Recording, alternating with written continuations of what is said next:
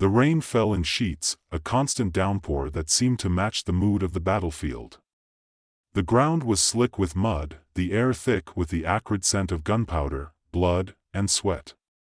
It was a war without end, a war that had lasted far longer than anyone had expected, one of those apocalyptic conflicts that seemed to drag on with no real reason anymore. Just a cycle of bloodshed, old men pulling the strings while the younger soldiers fought, died, and forgot why they were even there. Ethan Carver wasn't a hero.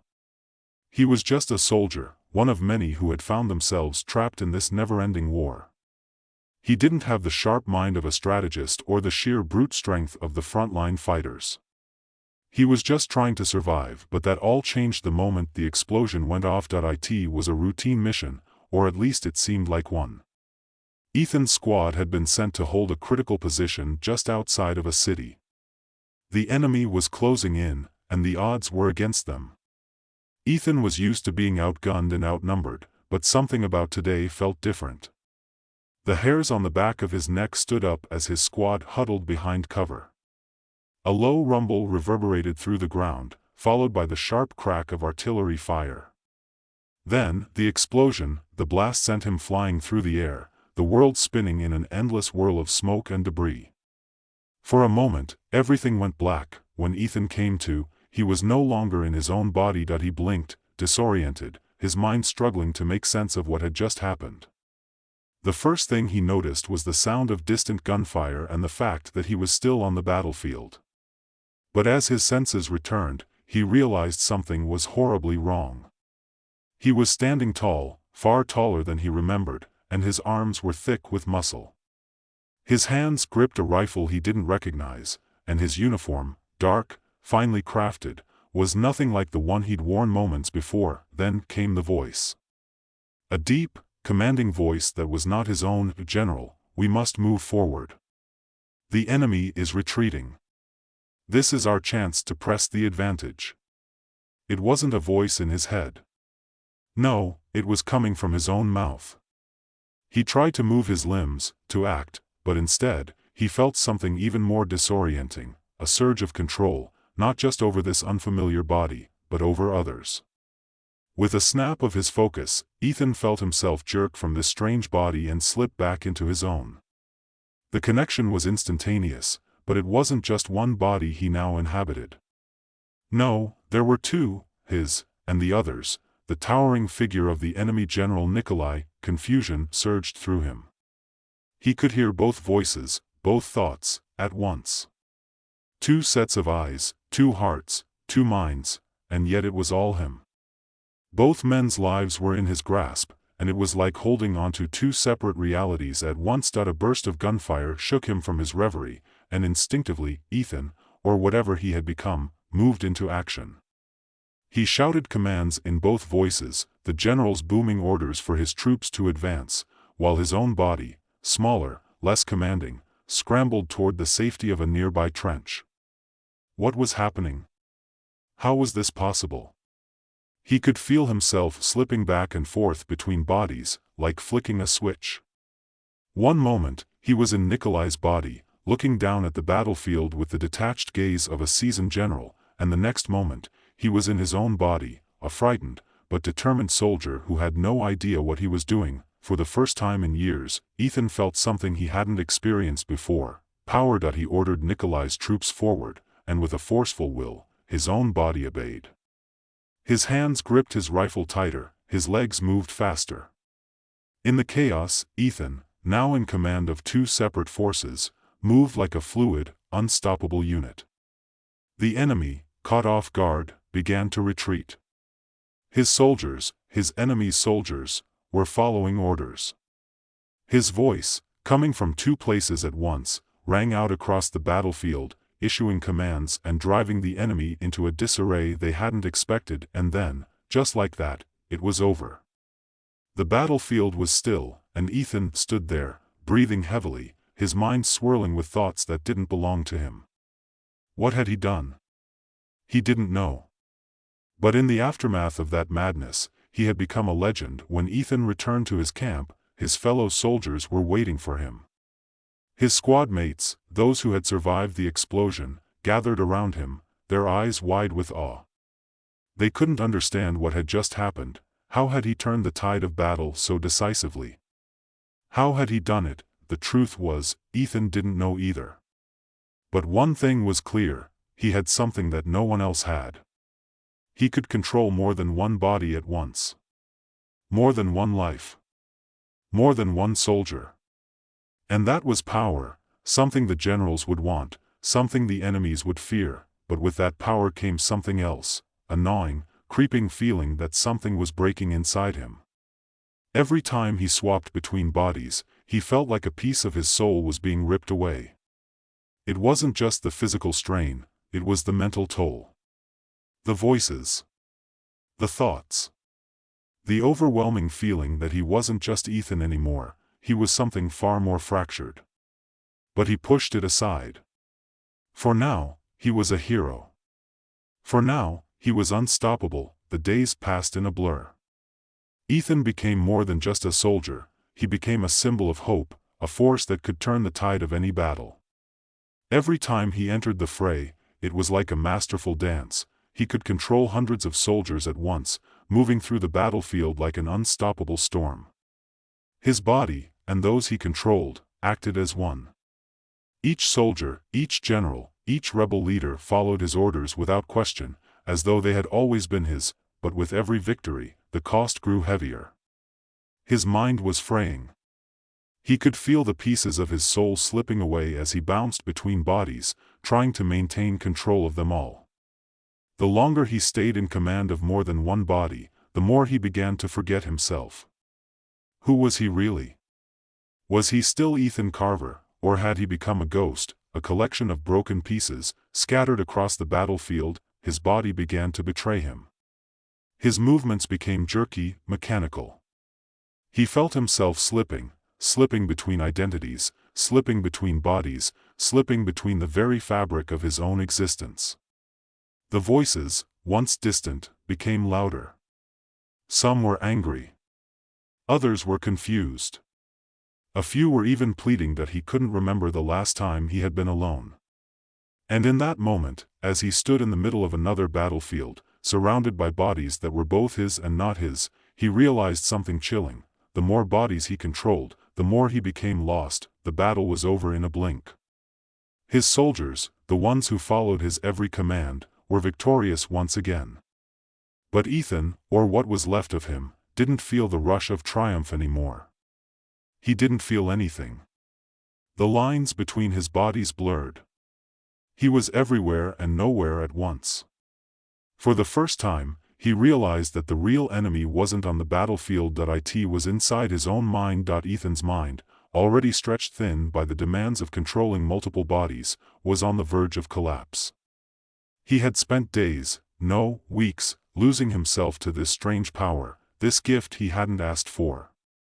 He could still feel the weight of it, pressing down on him from all directions. The bodies he controlled, dozens of them, had become extensions of himself, yet they weren't really him. They were separate lives, separate minds, with their own thoughts and memories. And as he slipped deeper into the web he had woven, the lines began to blur. The victory he'd just secured felt hollow.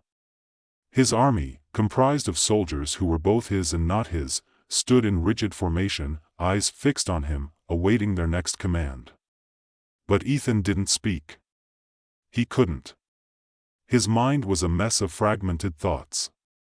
He could hear them all, the voices of the soldiers, the commanders, the generals, intertwining with his own.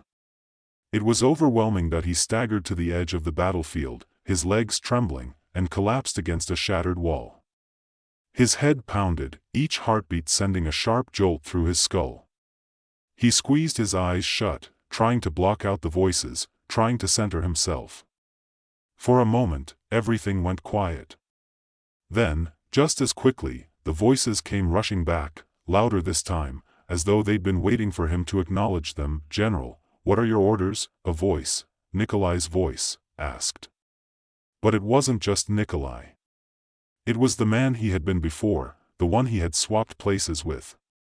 It was the voice of the soldiers he had claimed as his own, the ones who had been loyal to him, the ones whose minds were now tied to his. Ethan winced, and for a second, his own voice rose above the others, weak but urgent. Stop. The command was simple, but it made the whole world shudder. He could feel the pull of each individual body, tugging at his consciousness, and it made him dizzy. How long could he keep this up? How long before they all snapped back, before his mind was torn to shreds by the sheer weight of the lives he was holding together? Was this what it meant to be a legend? A hero? No, he whispered to himself, his breath shallow. This isn't how it's supposed to be. But there was no turning back now. The war was still raging, and his newfound power made him the only one capable of tipping the scales in the ongoing conflict. Every general, every leader, had heard the whispers of the man who could control more than one body at once, and they all knew what that meant. He could be an unstoppable force. He was an unstoppable force. He had proven that. But at what cost? Ethan's hand, trembling with exhaustion, rose to his forehead, pressing against his temple as if that might help him stave off the rising panic. His mind was fraying. The war was pulling him apart. The longer he held on to this power, the more it would destroy him, but the world would never stop. The war would never end, not unless he kept pushing, kept using this power to win. The generals, the politicians, the commanders, they were all counting on him. And maybe that was the problem. The more he became the symbol of victory, the more the pressure mounted. He couldn't afford to fail, not when he had become a living weapon, and so, he stood. His legs were weak, his vision blurred, but he pushed forward. He had to. He had to stay in control. The enemy wasn't going to wait for him to get his act together. They never did. His gaze swept over the battlefield again. The scene was familiar, broken bodies, the remnants of battle scattered across the scarred earth. The stench of death lingered in the air. But even in the chaos, Ethan saw something that made his chest tighten. There was a second army gathering on the horizon, marching with the purpose of cutting him down once and for all. This was no longer just a battle of strength, it was a battle for his soul. The voices in his head grew louder, and Ethan gritted his teeth. He could feel it now, the overwhelming weight of the bodies he controlled. The line between them and him had all but disappeared. His mind swam with their thoughts, their desires, their fears. Nikolai's body stirred under his command, a part of him rising from the depths of his fragmented consciousness. The general's voice echoed in Ethan's mind, but it wasn't just Nikolai anymore. It was the soldier who had once been loyal to him. It was the enemy who had died under his control.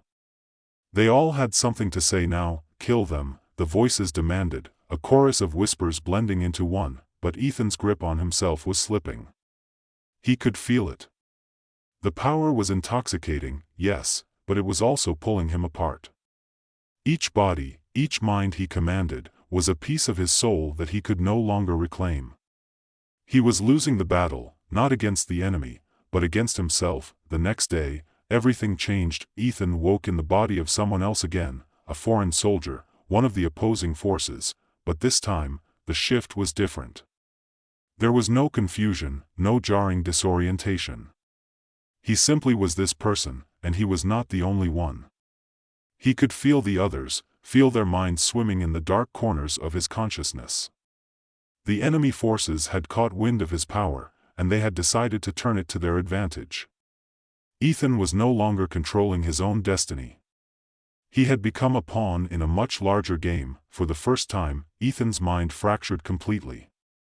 The walls he had built to contain his power came crashing down. He was no longer in charge. It was no longer a question of whether he could control the battlefield, it was whether he could hold on to his identity at all. A cold chill ran through him. He had known this was coming, hadn't he? The moment he had allowed himself to slip into the abyss of his own power, he had sealed his fate. This was the cost of control. The cost of becoming more than human. The cost of winning at all costs. The battle that followed was a blur. Ethan fought like a madman, controlling bodies as if they were nothing more than puppets, moving them across the battlefield in a ruthless dance of violence. He heard the screams of his soldiers, the ones he had once called his comrades, and he felt the thrum of the enemy's weapons as they tore through his ranks.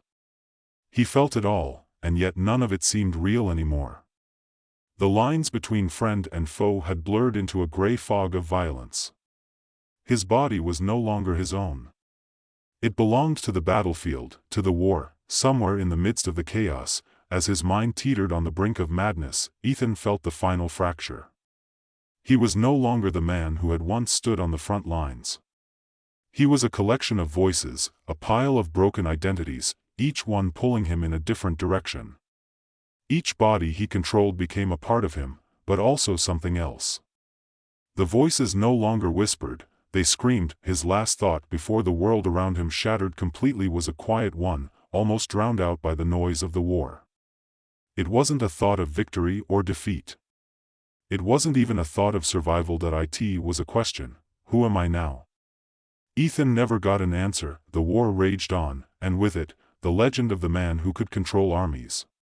But Ethan Carver, the soldier who had once dreamed of peace, was lost in the chaos. His mind, fractured and broken, had long since ceased to be his own. He had become the battlefield itself, the endless, unyielding war, and there was no coming back from it. The battlefield was a haze of confusion, smoke curling up from the craters, blackened trees bending under the weight of destruction. Yet, amid it all, Ethan, if it could still be called Ethan, was lost. Or rather, he was many things at once. Every body he controlled, every mind he had once inhabited, was still there, lingering in the folds of his consciousness, a cacophony of voices and feelings, their identities melding with his own until nothing felt real anymore. His soldiers, the ones he could still manage to command, advanced, but they weren't truly his. They were just empty shells, moving under the weight of his fractured mind. The orders he barked were nothing more than hollow echoes. He couldn't remember what he was supposed to be fighting for. He didn't know what he was supposed to be anymore. The world had become a blur, a shifting mass of faces and bodies, all disjointed. Sometimes he was in the body of a soldier on the front lines, the heat of battle surrounding him, his rifle held steady as he pulled the trigger. Sometimes he was a general, commanding troops with an iron fist, his voice thundering across the field, echoing through the ranks. But in those moments of power, of clarity, there was no satisfaction. No joy. Just emptiness. He heard it, then, the whisper of a voice that wasn't his own. Nikolai's voice, the general he had briefly inhabited.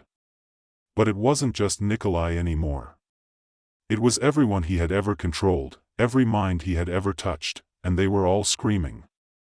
Their voices were a distant roar, like an ocean crashing against the rocks, relentless, unforgiving.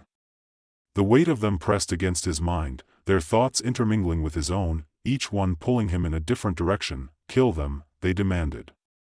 The words didn't make sense. He had lost the ability to distinguish them from his own thoughts. He had lost the ability to even know which commands were truly his. With a jerk, his body moved of its own accord.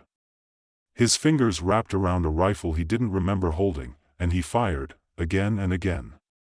The gunshots rang out, but the faces in front of him were a blur. Enemy soldiers, his own men, none of it mattered. The shots kept coming, until the recoil sent him stumbling backward, dizzy, and for the first time, a thought rose from the fog. What am I doing? The question was nothing more than a murmur beneath the storm of chaos that raged within him.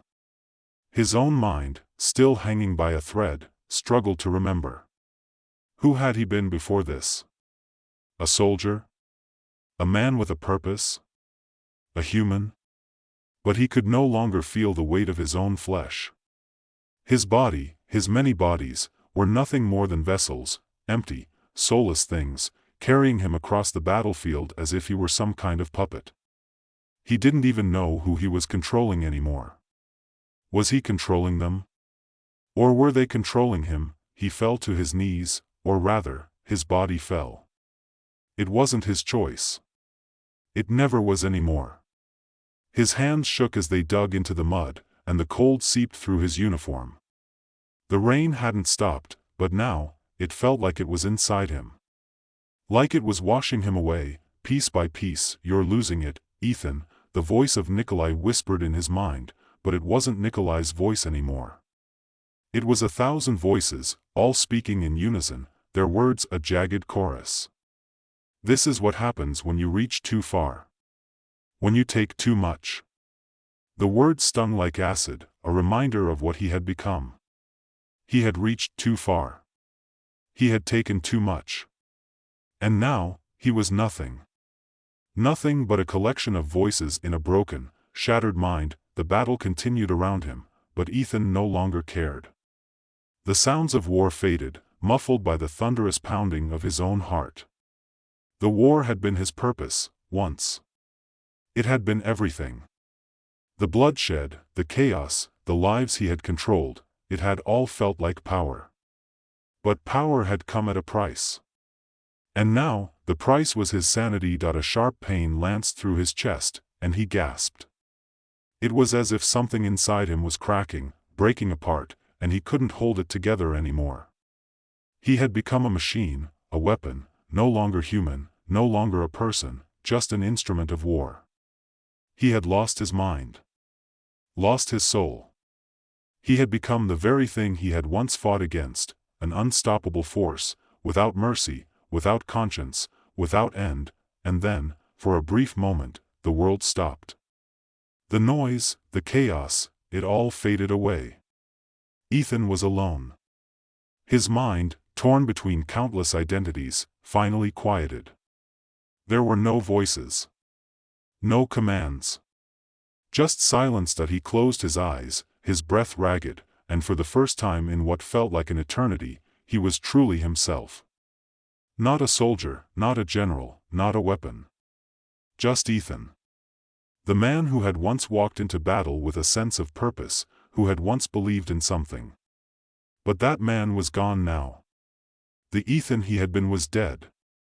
What remained was a hollow shell, a being who had been consumed by his own power, his own greed for control. The silence didn't last long.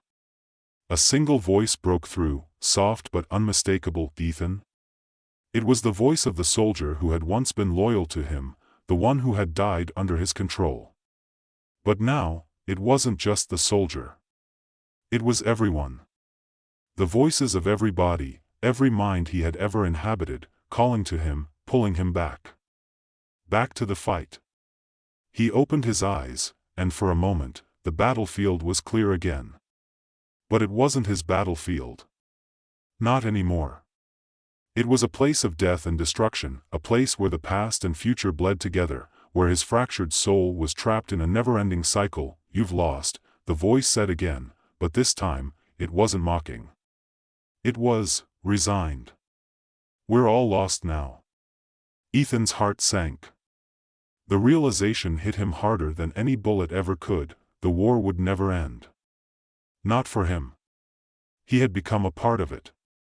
A machine, running on endless cycles of violence, warping the lives of everyone around him. But the worst part wasn't that he had become a monster. It wasn't that he had lost his identity. It was that he had wanted this. In the beginning, the power had felt good. The control, the victory, the feeling of being unbeatable, it had all been so intoxicating. But now, standing amidst the ruins of his own mind, Ethan realized the cruel truth: power had never been his to take.